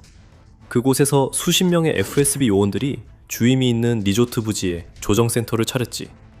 현장에 차량이 수십 대 있었어. 무장 경비원들과 출입을 통제하는 검문소들도 함께 있었지. FSB는 그들의 기지를 둘러싼 지하 대피소도 만들었어. 무단 출입을 막기 위한 공병 장애물도 함께 설치했지. 리조트에서 무슨 일이 일어나고 있는지 숨기는 게 목적이었다면 FSB는 그 일을 제대로 해내지 못하고 있었어. 러시아에서 가장 비밀스러운 조직 중 하나가 오히려 모든 걸 드러내려는 것처럼 보였어. 아마도 그들은 우크라이나의 관찰력이 너무 제한적이라 자신들의 활동을 숨기려 최소한만 노력하면 된다고 생각한 것 같아. 혹은 러시아에게 더 나쁜 상황일 수도 있는데 FSB가 신경조차 쓰지 않았던 거야. 자신들이 안전하다는 오만에서 비롯된 거야. FSB 직원들은 자신들이 헤르손 리조트를 어떻게 바꿨는지 흔적이 남아도 신경 쓰지 않았을 수도 있다. 하지만 그들은 큰 교훈을 얻었지. 정말 뼈저리게 배웠지. 우크라이나가 그 리조트의 위치를 알아내서 불바다를 만들어버렸지. 지금까지 우리가 아는 건 이렇습니다. 우크라이나는 맞불 작전을 선택했어. FSB는 러시아의 연방보안국이야. FSB에 완벽하게 맞설 수 있는 조직은 우크라이나의 SBU, 즉 우크라이나 보안국이야. 업무는 비슷하지만 능력은 같지 않아. SBU는 악명 높은 알파 특수작전 센터를 FSB 기지를 파괴하는 임무에 투입했어. 알파는 명성이 대단하지. 7월 19일 디펜스 익스프레스 보도에 따르면 SBU의 이 단일 부대는 2026년 초부터 러시아군 사상자를 5만 명 이상 기록했다고 해. 제거할 러시아 군인들이 있다. 이 일을 우크라이나가 맡기고 싶은 팀이 여기야. 알파는 실망시키지 않았다. 알파 부대는 13대의 드론을 이용해 FSB 시설을 계속해서 공격했다. 리조트에서 일광욕을 즐기던 FSB 요원들은 시설 곳곳에서 대형 화재가 발생하자 열기가 확 올라가는 것을 느꼈다. 이건 그들이 예상한 일광욕이 아니었다. 리조트는 순식간에 완전히 불타버렸다. FSB의 속임수는 완전히 끝났다. 이번 공격에 대해 SBU는 평가를 분명히 밝혔다. SBU 알파 특수작전센터의 특수부대가 FSB 요원들의 지휘센터와 위치를 성공적으로 타격했다. 이 지휘센터는 임시로 점령된 헤르손 지역의 숙소 건물들 중 한 곳에 있었다. 텔레그램 게시물에서 이렇게 전했다. 이어 이번 타격은 블라디미르 젤렌스키 대통령이 몇 주 전 제시한 SBU의 40일간의 계획의 일부로 이루어졌다고 덧붙였다. 그 계획에 대해서는 다시 다룰 예정이다. 그것은 우크라이나에서 판도를 바꿀 수 있는 요소가 될 수 있다. SBU가 무엇을 파괴했는지는 여전히 큰 의문으로 남아있다. 현재 헤르손 리조트에서 여러 대형 화재가 발생 중이다. 또한 우리는 SBU가 리조트 기지에 주둔하고 있었다고 보는 FSB 요원 수도 알고 있다. 약 100명의 임원과 70대 이상의 차량, 이 해당 시설 구내에 있었다. 그 FSB 요원들 중 상당수가 대형 화재로 인해 사상자가 되었을 가능성이 높다. 차량들도 파괴된 것으로 보인다. 하지만 우크라이나는 서둘러 보도하길 원하지 않는다. 이 영상이 제작되는 시점에도 실제 피해 규모는 여전히 평가 중이다. 확실한 것은 우크라이나가 FSB에 치명적인 타격을 가했다는 점이다. 이곳은 러시아군과 보안기관의 엘리트들로 가득 차 있어야 하는 곳이다. 우크라이나가 통신 허브를 목표로 했다는 것도 우리는 안다. 이것은 헤르손 전선에 영향을 미칠 것이다. FSB가 전선에서의 공격을 조율하고 이 리조트 은신처를 통해 특수 임무를 준비하고 있는 것으로 보인다. 이제는 아니다. 햇살과 모래는 이제 타오르는 불길로 대체되었다. 우리는 또한 SBU가 X와 텔레그램에 공개한 공격 장면 영상도 가지고 있습니다. 이 영상은 알파 부대와 그 무자비한 효율성에 대해 제기된 모든 주장을 입증합니다. SBU는 공격의 정확한 날짜나 리조트의 정확한 위치를 공개하지 않았습니다. 전쟁연구소 ISW는 지리적으로 위치가 확인된 영상을 통해 그곳이 샤슬 류스타바라는 지역임을 시사하고 있습니다. 이곳은 드니프로강 서안에서 약 130km 떨어져 있습니다. 영상 덕분에 우리가 알 수 있는 것은 FSB가 은밀한 기지에서 사실상 무방비 상태였다는 점입니다. 여러 번 FPV 드론이 시설 일부로 돌진하며 촬영한 화면이 나옵니다. 건물들이 공격을 받습니다. 거대한 폭발이 목표 지점 상공을 비행하는 정찰 드론에 의해 기록됩니다. 한 목표가 파괴돼 불길이 여전히 치솟는 가운데 드론이 다음 목표를 향해 파고드는 장면을 자주 보게 됩니다. 어떤 영상에서는 드론이 치명타를 가하려 다가오자 FSB 요원들이 살기 위해 달아나는 장면도 포착됩니다. FSB 요원들이 생존했을 가능성은 낮습니다. 마지막 장면이 가장 많은 것을 드러냅니다. 정찰 드론이 파괴된 현장 위를 돌고 있습니다. 우크라이나 공격 후 현장을 촬영 중입니다. 우리는 사방에서 불길이 치솟는 것을 봅니다. 건물 여러 채가 통째로 불바다가 됐습니다. 그 건물에 갇힌 FSB 직원들은 탈출 희망이 없었을 것입니다. 그 리조트는 지옥 같은 곳이 되었습니다. 러시아는 기쁨을 주는 그곳을 푸틴의 지옥 같은 전쟁 기계의 또 다른 사악한 톱니바퀴로 바꾸려 했습니다. SBU의 알파 부대는 그 기지의 리조트 흔적을 완전히 없앨 계획이었습니다. 이제 이 헤르손 지역에서는 아무도 휴가를 보내지 않을 것입니다. 이제 이 지역에 남은 러시아 연방보안국 세력은 새로운 은신처를 찾아야 합니다. 우크라이나가 사용한 드론에 대해 우크라이나 보안국은 밝히지 않았습니다. 하지만 우리는 추측해볼 수 있습니다. 피해 규모와 각 성공적인 타격마다 발생한 폭발의 크기를 볼 때 러시아 연방보안국 은신처를 파괴하는 데 사용된 무기는 FP2 드론이었을 가능성이 높아 보입니다. 그렇다면 이 드론이 완벽한 선택이었을 겁니다. FPV 드론은 아니지만 하지만 우크라이나가 러시아 내부 목표물 타격에 쓰는 Z 드론과는 완전히 같지 않습니다. FP2는 중간급 타격을 가하는 거대한 드론으로 목표물에 폭발적인 화력을 전달합니다. 파이어포인트에서 개발되어 2025년부터 사용 중입니다. FP2는 고정익 드론으로 최고 속도는 시속 205km이며 잡전 범위는 약 200km에 달합니다. 전선 너머 점령지에 있는 목표물을 타격하는데 완벽합니다. 이 드론은 최대 105kg까지 실을 수 있습니다. 그리고 최대 2시간 반 동안 하늘에 머무를 수 있습니다. 다시 말하지만 정말 완벽합니다. 최대 작전 범위에 도달하려면 1시간 정도가 필요하고 목표를 타격하기 전에 조정할 시간도 충분합니다. 알파 부대 역시 이 드론 사용에 매우 능숙합니다. 2월에 실시된 일련의 타격이 그것을 증명합니다. 이 공격들로 알파 부대는 러시아 후방의 단약고와 지휘소를 파괴했습니다. 이 타격들은 SBU의 FP2 사용 사례 중 일부입니다. 그래서 이 잘 알려진 드론이 FSB가 통신기지로 사용했던 미조트에 큰 타격을 가하는 데 쓰인 것도 당연합니다. 드론 모델과 상관없이 FSB 공격에 결정적 역할을 했습니다. 또한 알파 부대의 최근 성과는 우크라이나 전쟁에 큰 변화를 가져올 수 있습니다. 그 이유는 여러 가지가 있습니다. 하지만 그 이유를 자세히 살펴보기 전에 여러분은 지금 밀리터리 쇼를 시청하고 계시다는 점을 잠깐 상기시켜드립니다. 저희 채널에서 유익한 정보를 얻고 계시다면 구독 버튼과 알림벨을 눌러주시기 바랍니다. 그래야 우크라이나 최신 공격 분석을 더 많이 보실 수 있습니다. 첫 번째 이유는 영상 초반에 말씀드린 내용입니다. 이 FSB에 대한 공격은 젤렌스키가 6월에 발표한 40일간의 공격 캠페인의 일부로 러시아의 군사 및 경제적 잠재력을 마비시키기 위해 설계된 것입니다. 그 발표가 6월 25일에 있었으니 아직 공격의 절반쯤 지난 셈입니다. 러시아는 이를 우려할 겁니다. 우크라이나는 작전 절반 만에 이미 대형 FSB 통신 허브를 파괴했습니다. kremlin은 SBU가 이 위험한 작전의 절정에서 무엇을 준비하는지 매우 우려할 것입니다. 우리가 위험하다고 말하는 건 러시아 기지와 장비가 파괴되고 있다는 의미입니다. 젤렌스키는 SBU에 40일간 작전을 지시했습니다. 이 작전은 주로 드론을 사용해 러시아 후방 목표를 타격합니다. 우크라이나는 젤렌스키가 이 작전을 발표할 때 이번 작전에서 타격할 목표물의 유형을 미리 암시하기도 했습니다. 이는 크라스노다르 지방의 유류 저장소와 우파에 위치한 두 곳의 정유소를 공격한 것과 시기를 맞췄습니다. 우파는 러시아 바슈코르토스탄 공화국에 있습니다. 메시지는 SBU 드론의 사정거리 안에 있고 푸틴의 전쟁 목표에 이용될 수 있다면 그것이 곧 목표물이 된다는 것입니다. 적어도 그게 우리의 추정입니다. 우크라이나는 자신들이 타격하고자 하는 정확한 목표와 사용할 전술을 비밀로 유지해왔습니다. 우리는 공격이 40일 작전 일부였음을 나중에 우크라이나가 그 정보를 공개하기로 할 때에만 알 수 있습니다. 그건 현명한 선택입니다. FSB 요원들이 불타오를 때까지 러시아가 계획을 모르게 하세요. 젤렌스키는 이 작전을 발표할 때 매우 구체적인 이유로 SBU를 선택했습니다.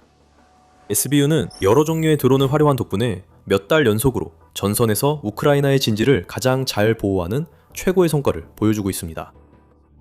특수작전센터 SOC 알파는 점령군의 병력과 장비, 파괴 실적 면에서 선두를 달리고 있습니다. 라고 그는 발표 중에 말했습니다. 그래서 알파 부대는 이미 러시아에 대한 우크라이나의 파괴력 면에서 가장 앞서 있었습니다. 알파 부대는 FSB의 리조트 기지를 불태우면서 엄청난 전과를 추가하게 되었습니다. 이번 작전에서 우리는 두 가지를 봅니다. 첫째, 우크라이나는 다양한 드론을 보유해 러시아 후방이 더 이상 안전하지 않게 됐습니다. 그 표적이 점령된 우크라이나든 러시아 본토든 상관없습니다. 예를 들어 우파 정유소는 우크라이나에서 약 1400km 떨어져 있습니다. 이것이 SBU가 40일간 작전 시작 시 사용한 표적입니다. 헤르손은 훨씬 더 가깝죠, 분명히. 그리고 그게 바로 요점입니다. 러시아가 꼭 필요한 고가치 표적이라면 SBU와 알파 부대는 해당 임무용 드론을 보유하고 있습니다. 둘째, 40일간의 작전은 우크라이나의 정보망이 얼마나 확장되었는지를 보여줍니다. 기억하세요. FSB는 헤르손 리조트에 숨어야 했습니다. 제대로 숨지 못했을 수도 있지만 거긴 비밀기지여야 했어요. SBU가 그곳을 찾아 파괴했습니다. SBU가 최근 몇 주간 계속 목표물을 차례로 공격하고 있습니다. 그리고 목표물 자체를 넘어서 우크라이나의 정보력은 이제 매우 뛰어나서 드론을 러시아 방공망의 틈을 뚫고 수백, 때로는 수천 킬로미터 떨어진 러시아 깊숙한 곳까지 유도해 공격할 수 있습니다. 그건 판도를 바꾸는 일입니다. 이것은 우크라이나가 러시아가 생각하는 것보다 더 많은 정보를 알고 있고 러시아 내부도 안전하지 않다는 의미입니다. 이 40일 작전의 목적은 러시아의 군사, 경제적 잠재력 약화입니다. 이것이 바로 SBU가 해오던 일입니다. 군사적으로 SBU는 러시아의 지휘와 주정과 관련된 모든 것을 타격합니다. 그것이 바로 우리가 헤르손에서 방금 본 것입니다. 통신 허브가 파괴되어 러시아 최전방 부대에 큰 영향을 미칠 것입니다. 경제적으로 SBU가 정유소, 유류 저장고, 교통 허브, 그리고 흑해 아조프해의 그림자 선단 유조선을 타격하는 모습이 보입니다. 이것들은 러시아가 수출할 수 없는 석유와 연료입니다. 그리고 이 제품들이 해외에 판매될 목적이 아니고 국내용이었다고 해도 러시아는 손해를 보게 됩니다. 석유와 연료를 태우면 다시 채워야 합니다. 그리고 그건 결코 저렴하지 않습니다. 이 압박이 효과를 보이기 시작했습니다. 우크라이나의 러시아 연료 공세로 러시아와 점령지, 특히 크림반도에서 연료 부족이 발생하고 있습니다. 크림반도가 점점 고립되고 있습니다.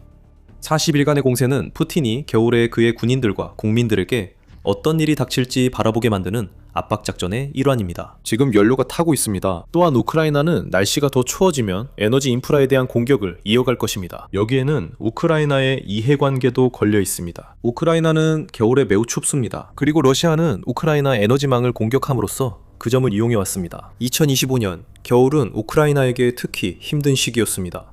러시아의 공격으로 인해 인구의 상당수가 전기와 난방을 공급받지 못했습니다. 종종 며칠씩이나 계속됐습니다. 우크라이나는 지금 압박하면 푸틴을 협상장에 끌어낼 수 있다고 봅니다. 아마 또 다른 힘든 겨울을 막을 수 있습니다. 우크라이나는 40일간 작전으로 이 점을 최대한 활용하고 있습니다. 우크라이나는 러시아보다 기술적으로 앞섭니다. AI 기반 드론의 등장이 이를 보여줍니다. 드론 기반 방공 시스템도 우크라이나의 또 다른 이점입니다. 그 기술이 전면에 등장하며 SBU와 특히 알파 부대가 이 기술을 어떻게 활용할 수 있는지 보여주고 있습니다.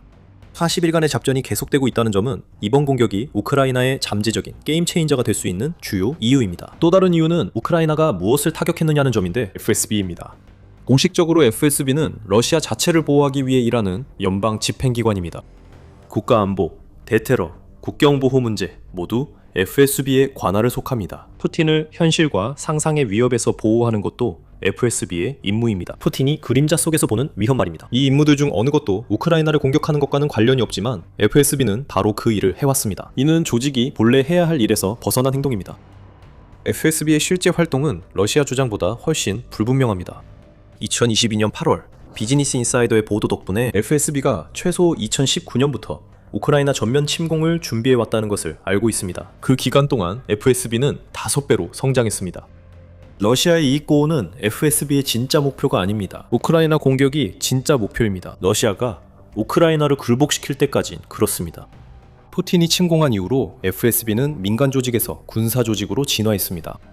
킹스 칼리지 런던은 FSB 요원들이 전선에 나서지 않을 것이라 지적합니다. 대신 이들은 더 사악한 활동에 관여하며 종종 우크라이나나 러시아 후방 깊숙한 곳에서 활동합니다. FSB는 우크라이나에 러시아 전쟁 지원을 위한 스파이를 파견해 정보를 수집합니다. 러시아의 후방, 즉 러시아 내부와 점령된 우크라이나 모두에서 FSB 요원들은 종종 대학이 우크라이나 시민 여과 작업이라고 부르는 행위를 벌입니다. 이는 잠재적인 협력자를 식별하고 러시아에 위협이 될 수 있는 사람들을 거리에서 잡아들이려는 시도를 포함합니다. FSB는 고문, 데이터 마이닝, 그리고 소셜미디어 계정 검사에 관여합니다. 이는 더 많은 정보를 얻고 우크라이나 시민에게 허위, 유죄 판결을 내릴 근거를 만들기 위한 것입니다. 간단히 말해 FSB는 우크라이나 내에서 암과 같은 존재가 되었습니다. 이제 FSB는 러시아 보호보다 우크라이나 해치기에 집중하는 악성 세력이 되었습니다. 우크라이나가 헤르손에 있는 FSB 시설을 제거함으로써 러시아가 자국 영토에서 운영하는 가장 음흉한 조직 중 하나에 일격을 가한 셈입니다. 우크라이나는 FSB 요원들도 건물과 함께 불길에 휩싸였기를 바랄 것입니다. 쓰러진 요원 한 명 한 명이 모두 대체하기 힘든 잘 훈련된 전문 러시아 스파이입니다. 헤르손 리조트에 있던 약 100명, 대부분이 살아남았더라도 그들은 통신 장비와 어쩌면 핵심 데이터까지 잃었을 것입니다. 이것은 우크라이나에 기회를 줍니다. FSB가 미리 감지했던 미래 공격들이 이제 실행될 수 있습니다. 우크라이나 공격 계획이 무산됐습니다.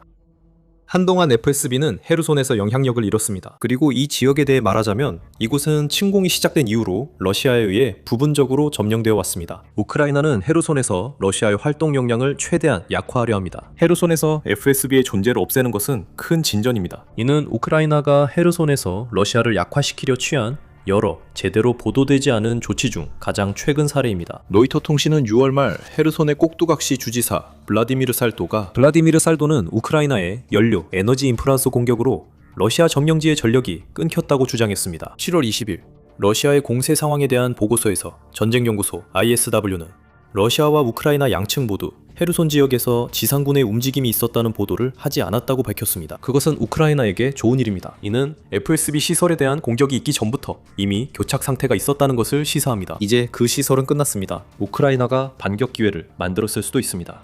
적어도 러시아 최전방 병사들이 공황에 빠지고 FSB 상도와의 통신이 끊겨 공격을 지연시키는 동안 방어 시설을 강화할 시간을 벌었습니다. SBU와 알파 부대는 러시아가 우크라이나에 아무것도 숨길 수 없음을 보여줬습니다. 러시아가 숨겨도 우크라이나는 항상 찾아낼 것입니다. 약 100명의 FSB 요원들, 그 사실을 뼈저리게 깨달았습니다. 그들은 점령된 헤르손에서 작은 여름 휴가를 즐기고 있었습니다. 하지만 그들은 전쟁 중입니다. 우크라이나가 그들에게 그 사실을 치명적인 방식으로 일깨워줬습니다. 우크라이나는 러시아가 숨기는 것을 찾아내 드론으로 파괴하는 데 능숙합니다. 같은 일이 헤르손 공격 며칠 전 도네츠크에서도 일어났습니다. 러시아는 그곳에 버려진 콘크리트 공장에 연료 저장소를 숨겼습니다. 우크라이나가 이를 발견해 파괴하려고 지옥작전을 시작했습니다. 저희 영상을 시청하시면 더 많은 정보를 확인하실 수 있습니다. 우크라이나의 러시아 연방보안국 상대 최신 승리 분석이 재미있으셨다면 다음 내용을 보려면 밀리터리 쇼를 꼭 구독해주세요. 시청해주셔서 감사합니다.